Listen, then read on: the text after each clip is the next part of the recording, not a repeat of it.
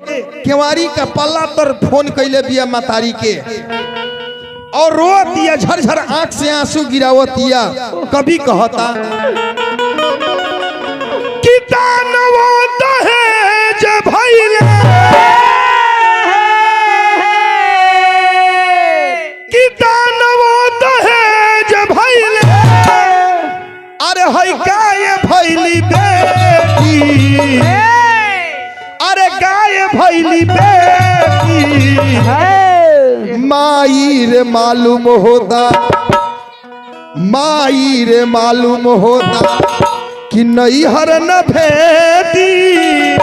माई रे मालूम होता नैहर न भेटी, माई रे मालूम होता नैहर न भेटी। माई रे मालूम होता नैहर न भेटी। दानवो दहेज भइले, दानवो दहेज भइले, गाय भइली बेटी। माई रे मालूम होता नैहर न भेटी। माई रे मालूम होता नैहर न भेटी। माई रे मालूम होता नैहर न भेटी।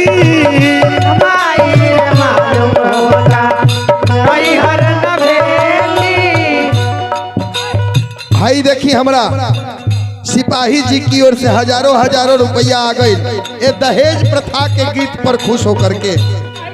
सिपाही जी की बड़ी प्रेमी भक्त, जगदम्बा सर मनोकामना पूर्ण करी, भंडार भरपूर रखे। जय हो।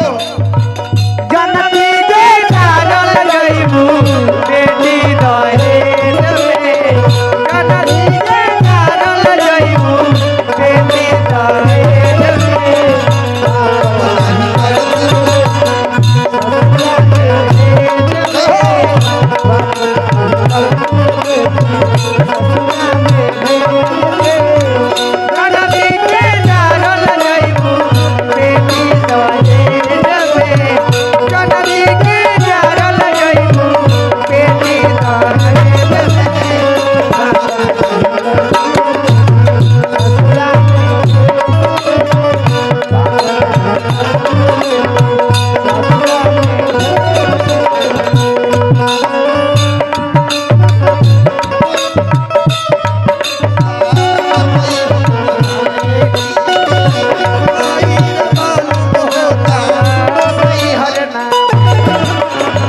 देखिए दहेज प्रथा पर प्रियांशु जी, बाल भगवान प्रियांशु जी के घर से लक्ष्मी की ओर से हजारों हजार रुपया आ गए।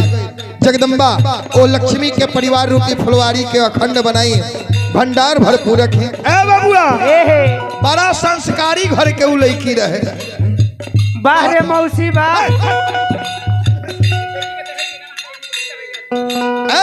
बड़ी संस्कारी घर के रहे। कहत दिया केवारी का पाला तर छिपल बिया, और कहत दिया कि ए माई, माई पूछा तरी कि ससुर जी तहार कुछ ना कहेले, ससुर जी तहार कुछ ना कहेले ना। लड़किया कहतिया कहेले, ससुर जी कहेले कि दहेज न लेके आई। ससुर जी कहेले ससुर जी कहेले कि दहेज न लेके आई। ससुर जी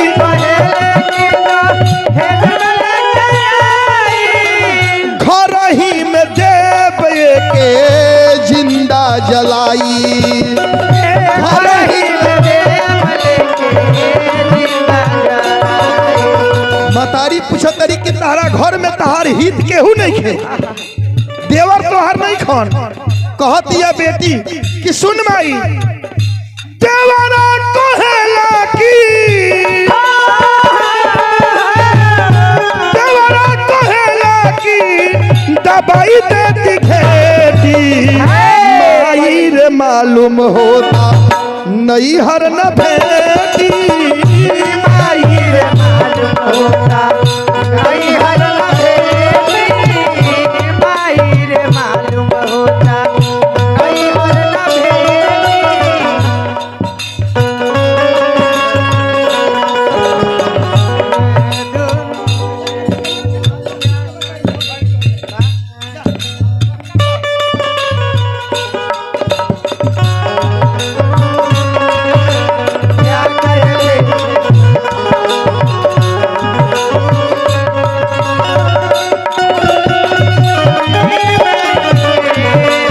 रो दिया। रोया करते घोट घोट के रोया करते।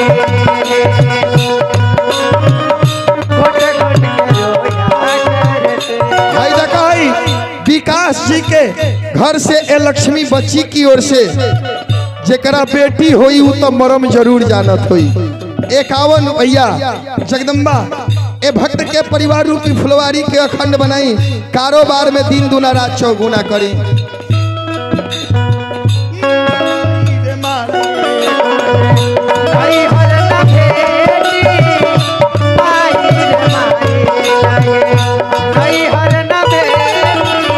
मतारी पूछत या कि बेटी ई बताओ कि तोरा घर में भसुर जी बारे कि ना?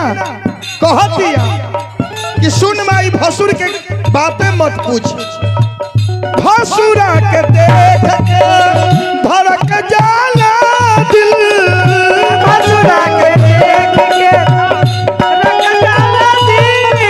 हाँ, भसुरा के देख के धड़क जाला दिल, भसुरा के देख के धड़क जाला दिल।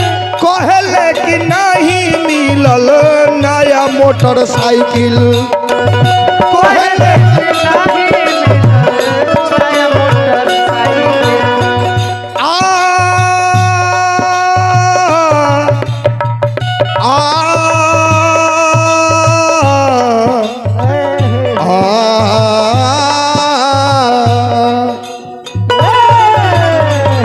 रोज रोज पी जावत बारे,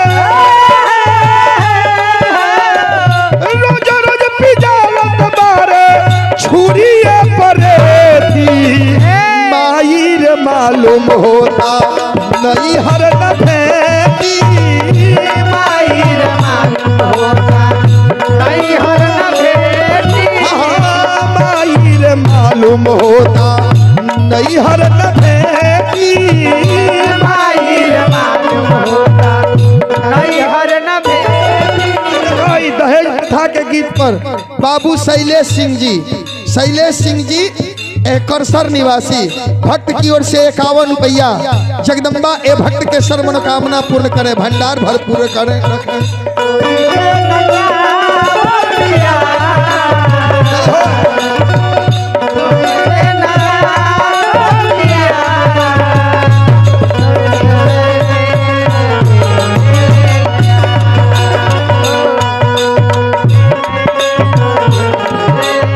भाई देखा मनन शाह जी ये भैया की ओर से भी दहेज प्रथा के गीत पर खुश होकर के 51 रुपया जगदम्बा सदा भक्त के सर्व मनोकामना पूर्ण करी, भंडार भरपूर रखी।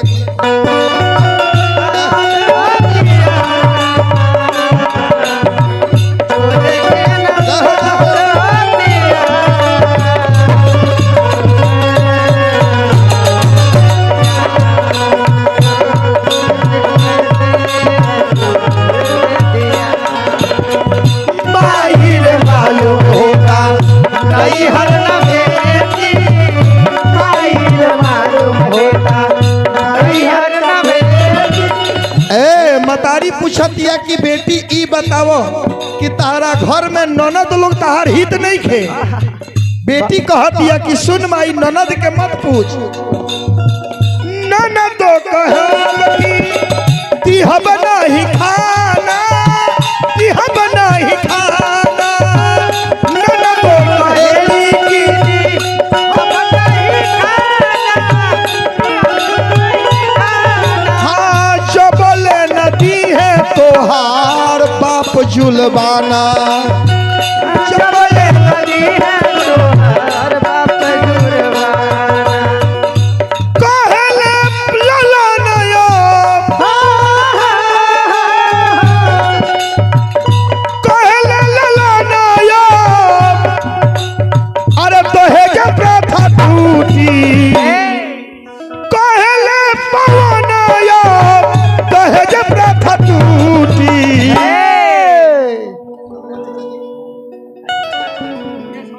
हाय देखी साधु जी ए चाचा जी की ओर से 101 रुपया आगे जोरदार ताली हो जाए। जगदम्बा ना जगदम्बा सदा भक्त के सर मनोकामना पूर्ण करी, भंडार भरपूर रखी। अरे माई रे मालूम होता, अरे नई हर न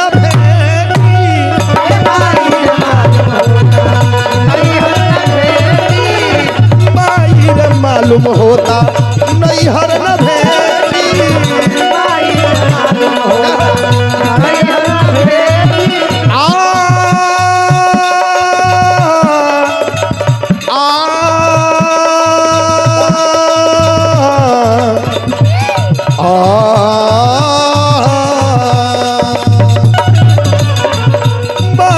मालूम होता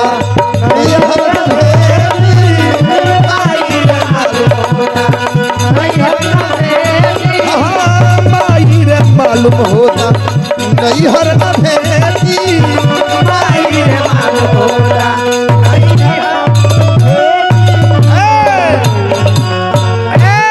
ऐसे हमहू आग्रह करब रावा सभे से कि बेटा के विवाह करी कम।